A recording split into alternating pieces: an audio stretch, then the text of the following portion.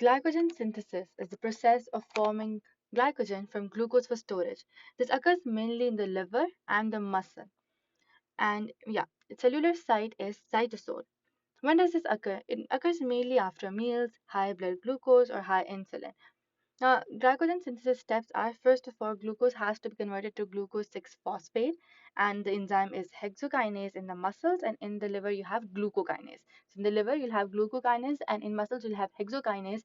And I've already told you that glycogen synthesis occurs in liver as well as muscle. Those are the two organs where a lot of glycogen can be stored. Now, glucose 6 phosphate is converted to glucose 1 phosphate by phosphoglucomutase.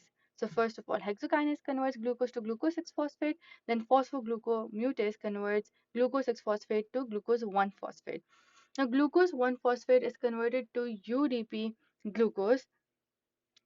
For this, you need an addition of UDP. So, UDP comes and it binds with UTP comes and it binds with glucose 1 phosphate and it forms UDP glucose. For this, the enzyme is UDP glucose pyrophosphorylase. Pyrophosphorylase.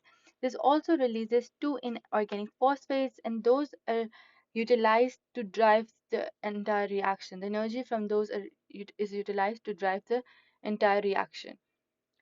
Now, moving forward, you have glycogenin, which is the primer, and its function is that it auto glycosylates itself. So it helps with the chain elongation and it does what? It acts like a primer. Now, what is a primer? Primer is something that is just present there, and whatever new glucose molecules are coming, glucose UDP, they'll come and they'll bind to the primer, and the chain will elongate because glucose synthesis is not capable of forming glucose on its own. It needs something initially, and then it will keep on binding the glucose molecules to it. Now, chain elongation is done by glycogen synthase, which is an enzyme and it forms alpha 1,4 glycosidic bonds.